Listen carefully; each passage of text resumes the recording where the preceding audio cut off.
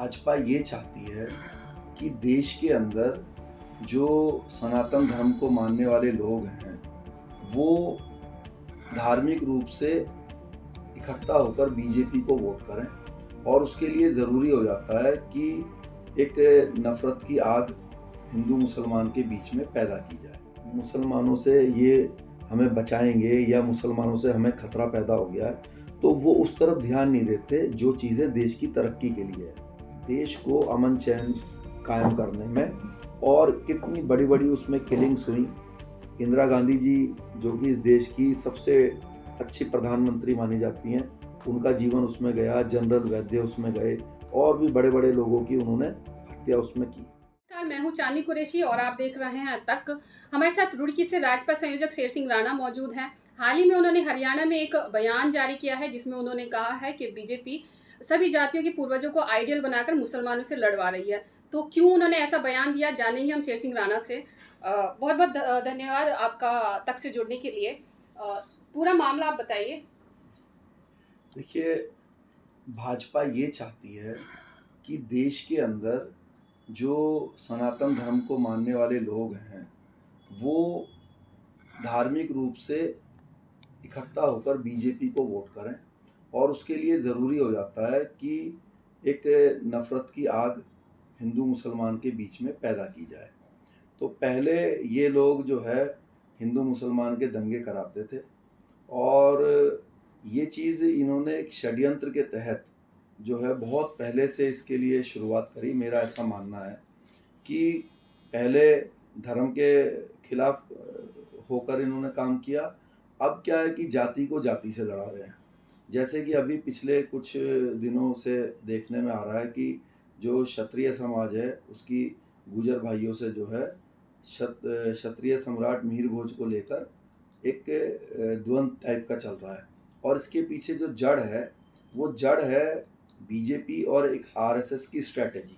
वो स्ट्रैटेजी क्या है कि करीब 20-30 साल पहले उन्होंने ये मंथन किया कि भाई जो सनातन धर्म को मानने वाले लोग हैं, ये जाति के हिसाब से अपना वोट देते हैं। तो उन्होंने एक्सपेरिमेंट शुरू किया सबसे पहले राजपूत समाज के ऊपर। राजपूत समाज के आइडल हैं महाराणा प्रताप जी, तो उनको उन्होंने बढ़ावा दिया शुरुआत में और ये स्थिति बनी कि भाई आज के समय में घर-घर में आपको महाराणा प्रताप जी की मूर्तियाँ और प्रतिमाएँ मिलेंगी, जयंतियाँ मनाने लगे और जब बच्चों ने पूछा कि भाई महाराणा प्रताप जी ने क्या किया? ये हमारे बाबा हैं, इन्होंने क्या किया? तो उनके पिता ने, परिवार के लोगों ने बताया कि भाई महाराणा प्रताप जी की अकबर से युद्ध हुआ था और ये हिंदुआ सूरज हैं और अकबर ने इनको बड़ा परेशान किया। तो उससे मन में राजपूत समाज की ये फीलिंग जगी कि ये अकबर ने, मुसलमानों ने महाराणा प्रताप जी को बहुत परेशान किया, हमारे बाबा को परेशान किया और अगले दिन से वो भी डंडा उठा के जो है वो मुसलमानों के पीछे जो दौड़ने लगा। तो ये सफल जो इन्होंने एक्सपेरिमेंट था, ये जब सफल हो गया और 95% राजपूत समाज के लोग बीजेपी का हिंदू हिंदू करके वोट देने लगे। तो यही चीज़ इन्होंने जो है देखा कि भाई जो गुर्जर हैं, जो जाट भाई हैं, जो यादव हैं या जो दलित समाज के लोग हैं, इनके अंदर वो फीलिंग पैदा नहीं हो पा रही है। ये लोग जब वोट कर रहे हैं तो जाट जाट मान के वोट कर रहा है कि भाई मुझे क्या मिलेगा। जो गुर्जर भाई है वो गुर्जर समझ के वोट कर रहा है। तो इनको भी यही सेम एक्सपेरिमेंट अब इनके ऊपर भी इन्होंने शुरू किया कि कोई ऐसे पूर्वज इनको भी दिए जाएँ। इनके जब ये फीलिंग आ जाए ये हमारे बाबा हैं और इन्होंने मलेच्छों को, मुसलमानों को मारा, जैसे कि मिहिर भोज हैं। मिहिर भोज जी की उपलब्धि यही दिखा रहे हैं वो कि इन्होंने मुसलमानों को हिंदुस्तान में नहीं घुसने दिया। तो अब कल जो बच्चा होगा गुर्जर समाज का वो पूछेगा, भाई मिहिर भोज जी की मूर्ति लगी हुई होगी, तो वो पूछेगा भाई इन्होंने क्या किया हमारे बाबा ने? तो बड़ा जो उनका होगा वो बताएगा भाई इन्होंने मुसलमानों को घुसने नहीं दिया।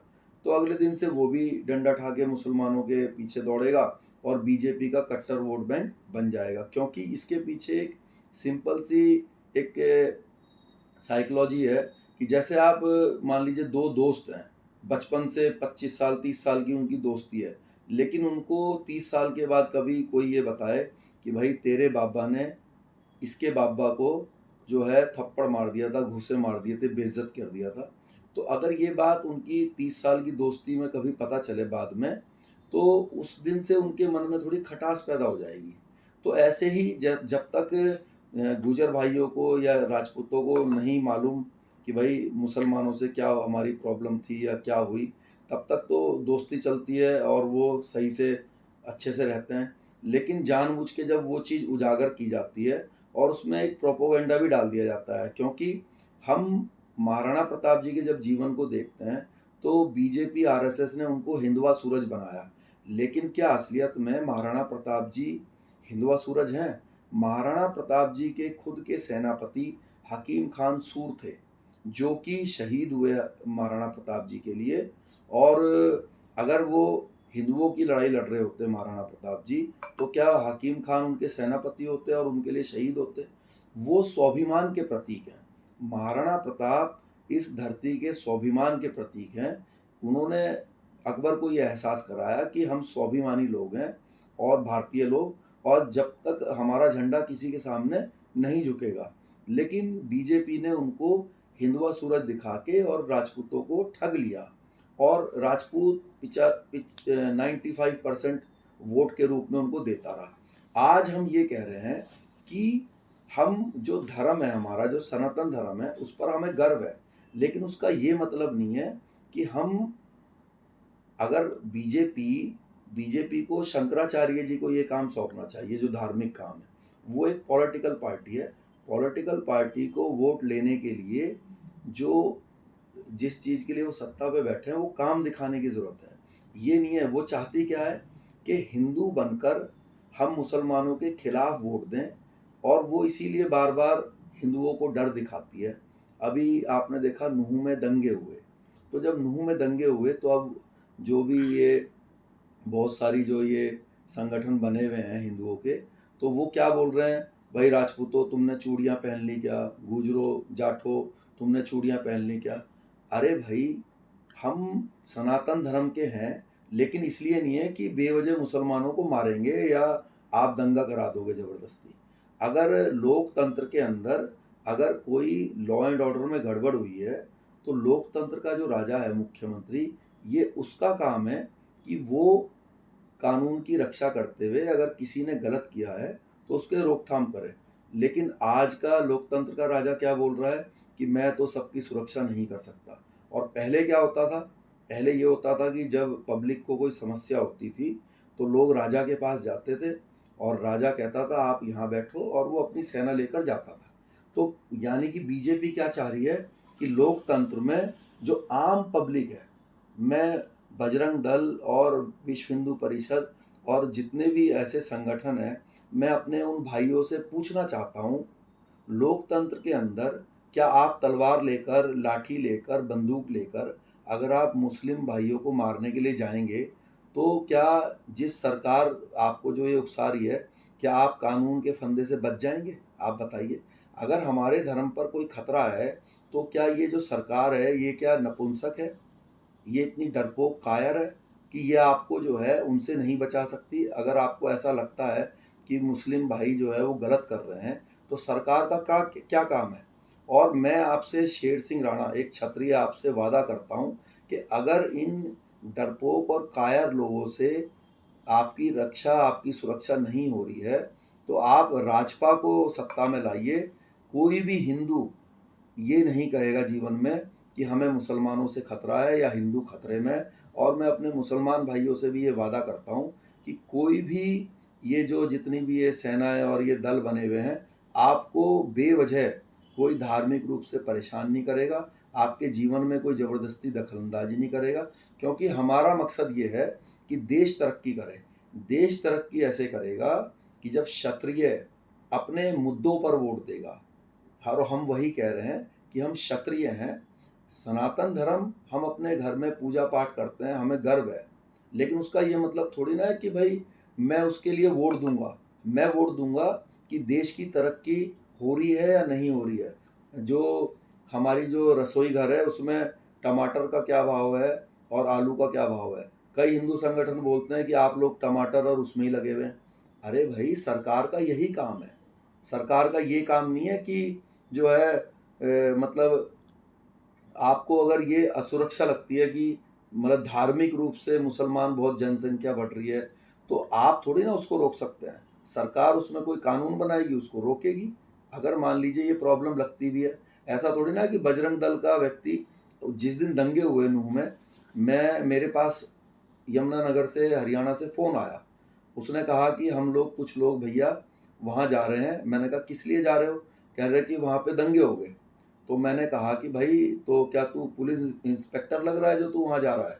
तो कह रहा नहीं वहाँ बजरंग दल के। अरे ये काम पुलिस का है। मैं क्षत्रिय युवाओं से बोलना चाहता हूँ कि जब कोई सरकार या कोई दल आपसे ये इच्छा रखे कि आप वहाँ जाके लड़ाई झगड़ा करें, तो आप उनको कहो हमें वर्दी पहनाओ ना। हमें आर्मी की वर्दी पहनाओ, हमें पैरामिलिट्री फोर्स की वर्दी पहनाओ, हमें पुलिस में भर्ती करो, हम देखते हैं कौन कानून का उल्लंघन करता है या कौन दंगा फसाद करता है।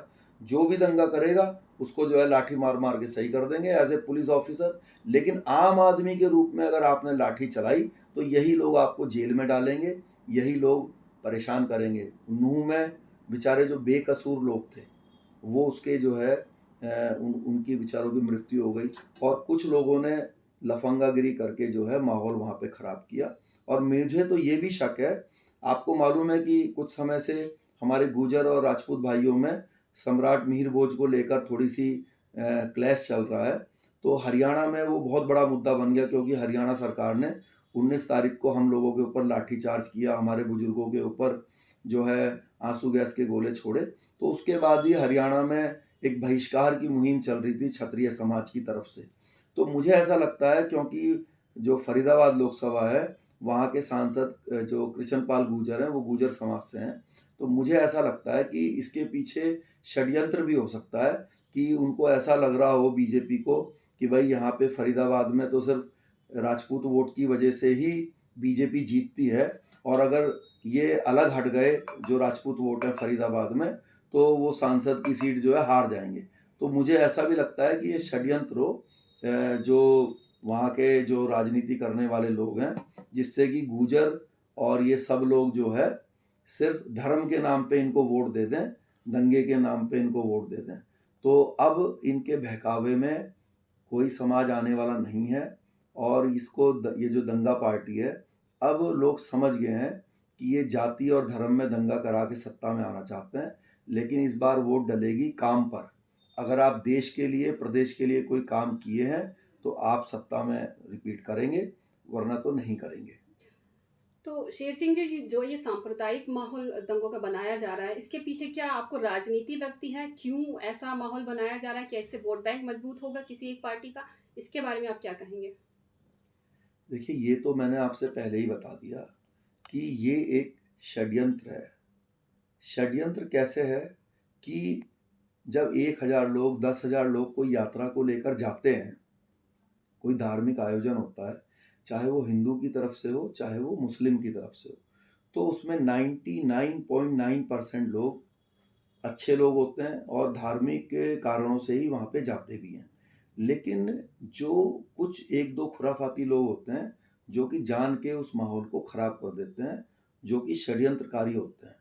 अब देखना ये होता है कि उस षड्यंत्र से लाभ किसको मिला। तो सीधा सीधा लाभ जो है इसका वो उस पार्टी को मिलता है जो कि अपने काम पर वोट नहीं लेना चाहती, दंगे करा के ये दिखा के वोट लेना चाहती है कि देखो हिंदू कितने खतरे में आ गया है और अब तुम अगर हमें वोट नहीं दोगे तो ये मुसलमान तो हमें ख़त्म ही कर देंगे। तो मेरा उनको सीधा सीधा ये कहना है कि आप सत्ता के लायक नहीं हो क्योंकि आपके लोकतंत्र में आप राजा हो। जब आपके राज्यकाल में ये घटना घटी है तो आपको इस्तीफा देना चाहिए और हम जैसे जो राजपा के लोग हैं, राष्ट्रवादी लोग हैं, हम जैसे लोगों के हाथ में सत्ता देनी चाहिए। जनता से भी मेरा यही आह्वान है और तब हम वादा करते हैं कि ना कोई हिंदू और ना कोई मुसलमान, किसी को किसी से डरने की ज़रूरत नहीं पड़ेगी। जो अपना जो धर्म है उसको आप अच्छे से फॉलो कीजिएगा। मैं अपने धर्म को पूरी तरह से फॉलो करता हूँ। मुझे अपने क्षत्रिय होने पर, सनातन धर्म का होने पर गर्व है। लेकिन उसका ये मतलब नहीं है कि मैं अपने किसी मुस्लिम भाई से या सिख भाई से इस बात पे नफरत करने लगूं कि वो मेरा धर्म क्यों नहीं मानता। वो अपना धर्म माने, मैं अपना धर्म मानूं, और दोनों मिलकर देश की तरक्की के लिए काम करें, ये हम चाहते हैं। आपको क्या लगता है कि मुसलमानों को बेवजह टारगेट किया जा रहा है? इसी के पीछे जो पूरी राजनीति चल रही है मुसलमानों के ऊपर ही चल रही है। तो इस बारे में आप क्या कहेंगे? देखिए, मुसलमानों से ज़्यादा टारगेट तो इसमें हिंदू खुद टारगेट हो जाते हैं, क्योंकि जो हिंदू हैं, जब वो ये सोच के वोट देने लगते हैं कि हम मुसलमानों से ये हमें बचाएंगे या मुसलमानों से हमें खतरा पैदा हो गया है, तो वो उस तरफ ध्यान नहीं देते जो चीज़ें देश की तरक्की के लिए है। तो उससे देश भी बर्बादी की तरफ जाता है, और जो सनातन धर्म के लोग, जो मानने वाले लोग हैं, उनको भी समस्याएं उत्पन्न होती हैं। और इसका खामियाजा जो हमारे धर्म से वो लड़ाई लड़वा देते हैं, उसको भी देखने में मिलता है। अभी नूह में दंगे हुए, तो उसका परिणाम देखिए, अभी वहाँ पे बुलडोजर और वो सब चीज़ चल रही है। तो बेचारे जो गरीब लोग हैं, या जो जिनकी भूमिका उसमें थी या नहीं थी, तो उन लोगों को भी जो है कष्ट सहना पड़ गया। तो दुख तो होएगा इस बात का कि भाई हमारा कोई लेना देना नहीं है, फिर भी हमें जो है दिक्कत का सामना करना पड़ गया। तो हमारा तो यही कहना है, जब दंगे होते हैं तो देखिए दोनों तरफ से नुकसान होता है। इसलिए मेरा देश के अपने जो भी सनातन धर्म को मानने वाले लोग हैं, उनसे हाथ जोड़ के रिक्वेस्ट है कि आप कायर लोगों के हाथ में सत्ता मत दीजिए, आप बहादुर लोगों के हाथ में सत्ता दीजिए। हम आपसे वादा करते हैं, हम अपने पूर्वजों के रास्ते पर चलेंगे। जब जनता को किसी तरह की सहायता चाहिए होगी, तो हम अपना जो क्षत्रिय धर्म है, जो हमारे पूर्वजों ने अपनी कुर्बानियां तक दी इस चीज़ के लिए, हम निभाएंगे। हम जनता को महल के अंदर बैठाएंगे, और खुद सड़क पर जाकर अगर किसी ने आपको तकलीफ दी है तो वो दूर करेंगे। और अगर कोई षड्यंत्र उसमें होगा, तो ऐसे षड्यंत्रकारियों को भी जो है सख्त से सख्त सजा देंगे। अपने बयान में आप हमेशा क्षत्रिय समाज, जाट समाज और यादव समाज का ज़िक्र करते हैं। लेकिन कभी आप दलित समाज का ज़िक्र अपने उसमें नहीं करते। दलित समाज के बारे में कुछ कहें अपने बयान में? देखिए, दलित समाज भी हमारे भाई हैं। सभी लोग सनातन धर्म को मानने वाले हैं, और वो हमारे भाई हैं। अब यहाँ पे क्योंकि वर्ण व्यवस्था है, और वो कोई हमारी तरफ से नहीं है, वो सरकारी रूप में है। आप नौकरी लेने जाइए, या जो सरकारी योजनाएं बनती हैं, तो सबको पता है कि वो जाति के आधार पर ही बनती हैं। और जाति के आधार पर हमारे देश में अनेक राजनीतिक दल भी बने हुए हैं, जो कि पार्लियामेंट में और विधानसभाओं में अपने समाज को कैसे तरक्की के रास्ते पर ले जाएं, उस पर अपना काम भी करते हैं। बीजेपी के साथ जो अलायंस पार्टनर है एनडीए के, उसमें भी कई दल हैं। निषाद पार्टी है, अपना दल है, हम है, वीआईपी है, अभी ओपी राजभर जी भी आए हैं। तो ये हमारे दलित और पिछड़े समाज के राजनीतिक दल हैं। अपने रामदास अठावले जी भी उनके साथ हैं। तो अनेक राजनीतिक दल बीजेपी के साथ एनडीए बना के काम कर रहे हैं। तो वो हमारे भाई हैं। लेकिन क्योंकि के जो योजनाएं बनती हैं वो जाति के आधार पर बनती हैं, तो हमारा भी कर्तव्य है कि जब देश की बात आए तो हम देश का साथ दें, और जब योजनाओं की बात आए जो कि जाति के आधार पे सरकार बनाती है, तो हमारा ये नारा है कि हम 36 बिरादरी के जो अधिकार हैं, वो जिसका जो अधिकार है वो उसको मिले, ना किसी का अधिकार छीना जाए और ना कोई हमारा अधिकार छीने। और यही हमारे राजपा का नारा भी है, ना किसी का अधिकार छीनेंगे और ना किसी को अपना अधिकार छीनने देंगे। दलित समाज को भी बीजेपी इसी तरह का बहकाने की कोशिश कर रही है। अभी पीछे जो है जो हमारे पासी समाज के भाई हैं, उनको भी जो है सुहेल देव बेस एक राजा रहे हैं, तो उनको जो है अभी योगी जी ने उनकी प्रतिमा का अनावरण किया उत्तर प्रदेश के अंदर। जबकि सुहेल देव जो हैं, सबको मालूम है कि वो भी क्षत्रिय थे। बैंस जो एक हमारे राजपूत समाज में एक कुल है, तो उसके वो राजा थे।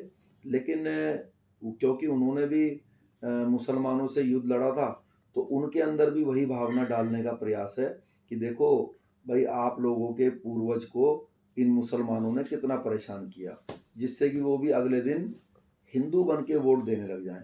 मेरा ये कहना है कि आप हिंदू बनिए, कट्टर हिंदू बनिए, लेकिन अपने धर्म को पालन करने के लिए आप घर में पूजा पाठ कीजिए, अपने धर्म का प्रचार प्रसार कीजिए, लेकिन जब वोट डालने जाइए तो वोट डालिए कि भाई मेरी जो रसोई घर है वो कौन सी पार्टी या कौन सा दल सस्ते और टिकाऊ उस पे जो है चलवाएगा, जो देश की तरक्की के लिए काम करेगा। ये नहीं है कि जी हिंदू बहुत खतरे में आ गया, भाई ज़्यादा खतरे में आ गया तो ऐसी पार्टी को सत्ता में दे ही क्यों रहे हैं जो खतरे में लेके आ रहा है।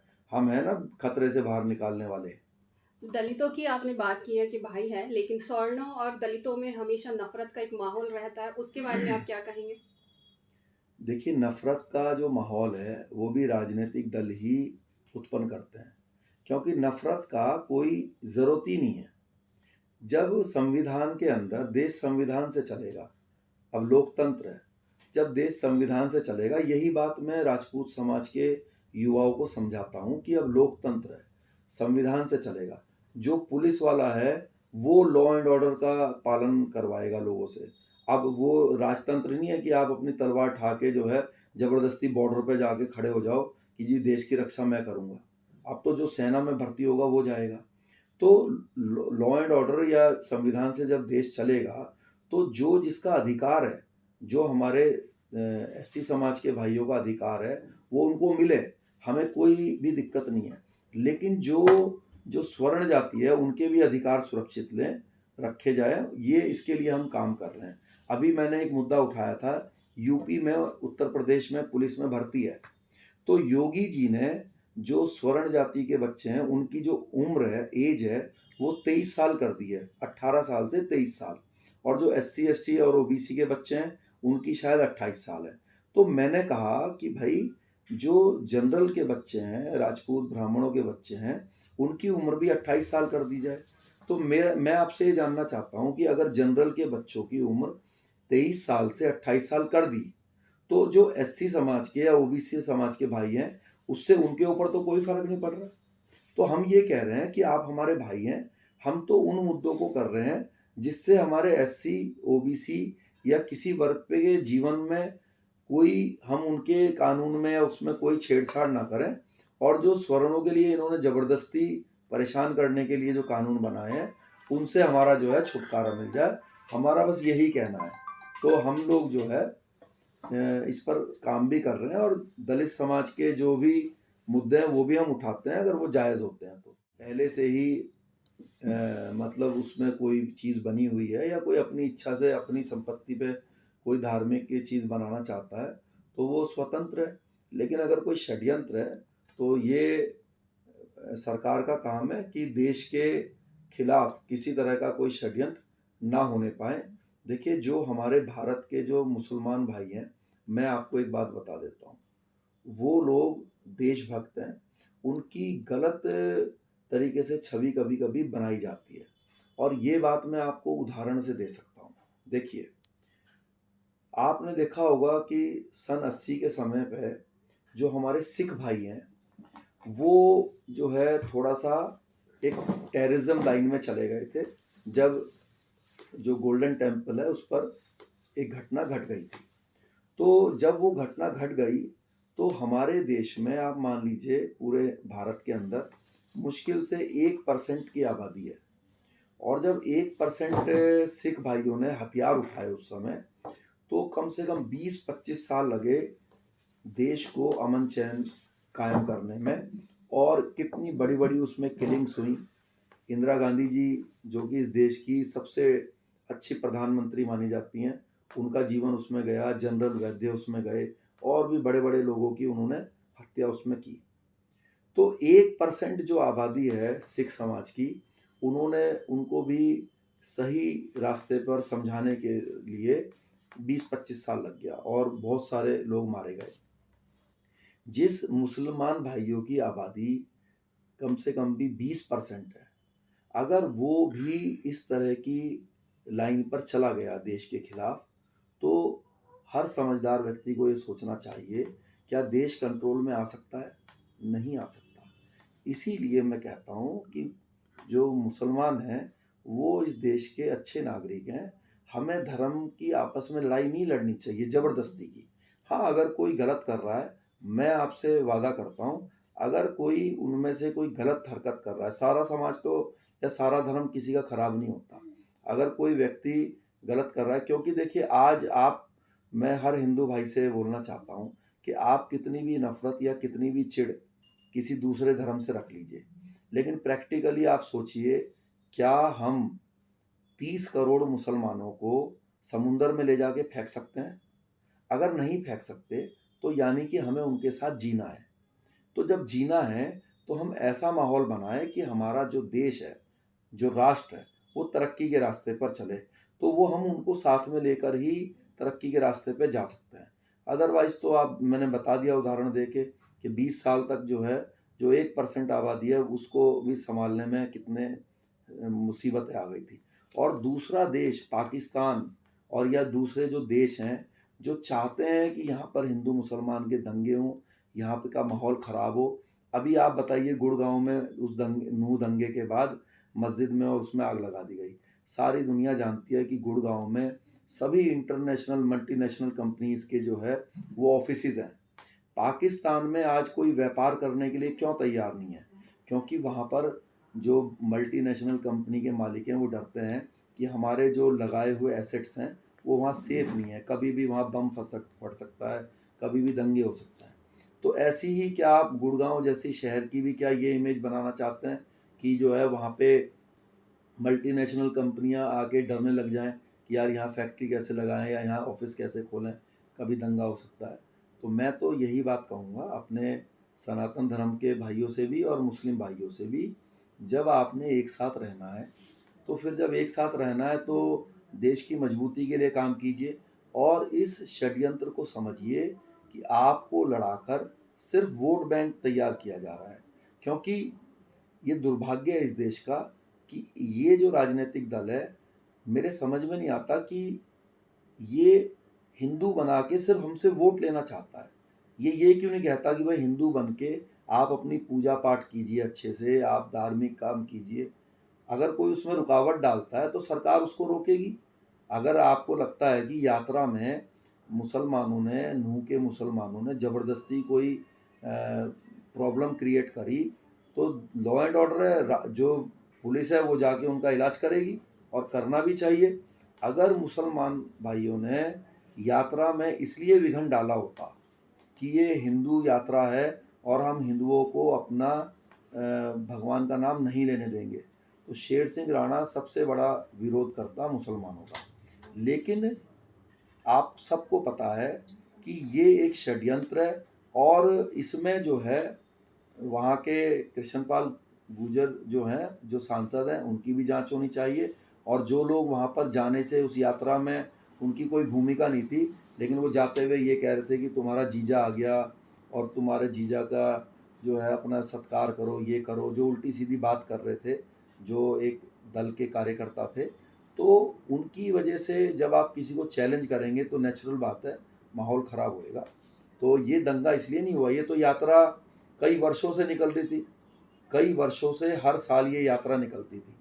तो इससे पहले नूह के मुसलमानों ने क्यों उस यात्रा को नहीं रोका या क्यों दंगा नहीं करा? इसी बार क्यों किया? इस बार इसलिए किया क्योंकि ये एक षड्यंत्र है और अब चुनाव आ रहे हैं, मुझे लगता है कि शायद तैयार हो जाना चाहिए देश के जो मुस्लिम हैं, हिंदू हैं, सभी धर्म के लोगों को ये नौटंकियाँ, ये दंगे देखने के लिए। लेकिन मैं देश के हर नागरिक से अपील करूँगा कि अपने बच्चों को आप इनसे दूर रखिए। ये जो दंगे कराने वाले नेता हैं, इनके खुद के बच्चे, कोई अमेरिका में पढ़ रहा है, कोई इंग्लैंड में पढ़ रहा है और आपके बच्चों को आपके ही पैसों से मोटरसाइकिल में तेल डलवा के ये लोग जो है आलतू फालतू के कामों में लगा रहे हैं। हिंदू धर्म मजबूत हो, इसके लिए आपको सड़क पे घूमने की ज़रूरत नहीं है। ये काम सरकार का है, सरकार को आपने वोट देके राजा बना दिया है। पहले भी राजा ही ये काम करता था। आप तो चैन से मंदिर में पूजा पाठ कीजिए, ये सरकार का काम है कि वो माहौल बना के आपको दे। ये नहीं है कि आप सड़कों पे जो है उछल-कूद करें। ऐसा थोड़ी ना है कि आप डंडा लेके, लाठी लेके आप जाके किसी से लड़ोगे। फिर ये पुलिस, प्रशासन, ये किस लिए है फिर? अगर इनसे नहीं संभल रहा तो फिर क्या पब्लिक पब्लिक जाके खुद लड़ेगी क्या किसी समाज से या किसी धर्म के लोगों से? तो जो लोग ये बात बोलते हैं कि लाठी डंडे उठा लो हम निपटेंगे, वो लोकतंत्र पर कलंक है और सरकार उस राज्य में कायर है, डरपोक और निठल्ले लोगों की है। उनको तुरंत वहाँ से हटाना चाहिए और खट्टर साहब को भी तुरंत इस्तीफ़ा देना चाहिए, वहाँ पे राज्यपाल शासन लगना चाहिए। आप बीजेपी पार्टी को ही टारगेट क्यों कर रहे हैं और बाकी जो पॉलिटिकल पार्टियां हैं उनके समय में भी दंगे हुए हैं, तो आपको क्या लगता है सिर्फ बीजेपी ही सांप्रदायिक हिंसा फैला रही है? और दूसरी बात ये है कि क्या बीजेपी में आरोपियों के पर कंट्रोल नहीं है, आरोपियों को खुली छूट दी है? इस बारे में आप क्या कहेंगे? देखिए, जो सत्ता में होगा, उसी के ही कमी के बारे में बताया जाएगा। ना हमारी बीजेपी से कोई दुश्मनी है, ना दोस्ती, ना हमारी कांग्रेस से दोस्ती है, ना दुश्मनी। हमारी एक अलग आइडियोलॉजी है, अलग झंडा है, राजपाट। हमें किसी से कोई लेना-देना नहीं है। जो देश की बात करेगा, जो देश में ऐसा माहौल क्रिएट करेगा कि किसी भी धर्म को मानने वाले को कोई डर ना लगे, कोई जो है किसी से डरने की ज़रूरत ना पड़े, तो हम उसका साथ देंगे। लेकिन अगर कोई राजनीतिक दल ऐसा माहौल क्रिएट करेगा कि देखो हिंदू खतरे में है और अब आप हमें वोट दो, मेरे समझ में नहीं आ रहा है कि ये कहना कि हिंदू खतरे में है और आप हमें वोट दो, तो मुझे लगता है कि जनता को उसको ये जवाब देना चाहिए कि हिंदू खतरे में अगर तुम्हारे राज्य काल में आया है, तो तुम कायर लोग हो, तुम्हें तो धक्के मार के सत्ता से हटाना चाहिए और उन मर्दों के हाथ में सत्ता देनी चाहिए, उन बहादुर लोगों के, राष्ट्रवादियों के हाथ में सत्ता देनी चाहिए, जो ये कभी बोलने के लिए जनता को बोलने की ज़रूरत ही ना पड़े कि हिंदू खतरे में है। और वो हम बैठे हैं राष्ट्रवादी लोग। मैं आपसे वादा करता हूँ, हमें दो सत्ता, किसी को ये बोलने की कभी ज़रूरत नहीं पड़ेगी, चाहे हिंदू हो, मुसलमान हो। हम सबकी सुरक्षा भी करेंगे, चाहे वो किसी भी धर्म का हो, और कोई भी मेरा हिंदू भाई ये कभी नहीं बोलेगा कि हिंदू खतरे में है। एक सवाल जो मेरे ज़हन में है, बुरा मत मानिएगा। जी। हिंसा के आप खिलाफ हैं, दंगों के आप खिलाफ हैं, लेकिन आपने खुद एक बार हिंसा को अपनाया था, एक बार खुद आपने हथियार हाथ में उठाए थे, फूलन देवी की आपने खुलेआम हत्या की थी। तो लोग कैसे विश्वास करेंगे आपके ऊपर, क्योंकि आप खुद हिंसा करके आगे बढ़े हैं? उस बारे में बताइएगा। देखिए, ये आप ही ने कहा कि भाई फूलन देवी की मैंने हत्या की थी, लेकिन ऐसा मैं नहीं मानता हूँ और मैं हिंसा के एक आम आदमी के द्वारा हिंसा करना उसको अच्छा नहीं मानता। अगर जो इसके लिए सरकार है, इसके लिए कानून है, कानून अपनी सभी को जो भी उसमें लिखा है अपने कानून का पालन कराएगा। अब मैं इसका बहुत लंबे से आंसर नहीं दे सकता क्योंकि ये केस जो है मेरा ऑनरेबल हाई कोर्ट में पेंडिंग है। तो अब मैं इसमें जाऊँ तो ये अच्छा नहीं लगेगा क्योंकि मेरा मानना है कि जो हमारे जज हैं वो भगवान का रूप होते हैं, जो अपनी कुर्सी पे बैठते हैं और संविधान के हिसाब से वो धरती पे भगवान ही हैं। 13 साल आप जेल में भी रहे ना इसी केस को लेकर, तो अभी पेंडिंग है अब जो फैसला है, लेकिन 13 साल आप रह चुके हैं और आप कह रहे हैं कि आपने हत्या नहीं की है, तो और वो सबके सामने तक कि आपने हत्या की है, उस बारे में आप क्या कहेंगे? देखिए 13 साल क्या, सरकार किसी को 20 साल भी जेल में रख दे। अब यहाँ पर कई लोगों को मतलब ये तो बड़ी आम बात है, कोर्ट खुद ही कई लोगों को 20-20 साल के बाद छोड़ रही है ये कह के कि भाई आपने कुछ नहीं किया। तो हमारे साथ भी ऐसा हुआ है। मेरे भी जो 11 जो मेरे को एक्यूज़ साथी थे, उनको भी कोर्ट ने बरी किया है। तो ये कहना कि भाई इतने साल जेल में रहे, ये तो हमारे जो लॉ एंड ऑर्डर है, जो सिस्टम है, उसका फेलियर है कि लोगों को बेवजह बहुत-बहुत सालों तक जेल में रहना पड़ता है। आगे क्या एजेंडा लेके आप चल रहे हैं और क्या आपका मकसद है, पार्टी का क्या मकसद है और आपका खुद का क्या मकसद है, उस बारे में कुछ रोशनी डालिए। देखिए हमारा बिल्कुल साफ मकसद है कि हम अपने देश को सबसे तरक्की के रास्ते पे ले जाना चाहते हैं और एक डेवलप्ड कंट्री जो है वो बनाना चाहते हैं। डेवलपिंग से डेवलप्ड कंट्री बनाना चाहते हैं। उसके लिए जो वो माहौल जो क्रिएट करने की ज़रूरत है, वो माहौल हम क्रिएट करेंगे। इसीलिए हम किसी भी दंगे के विरोधी हैं, क्योंकि जब तक देश में कानून का पालन नहीं होगा, तब तक देश में जो मल्टीनेशनल कंपनीज़ हैं या जो व्यापार है, उस पर जो है वो खराब असर पड़ता है अगर माहौल ठीक नहीं होता है।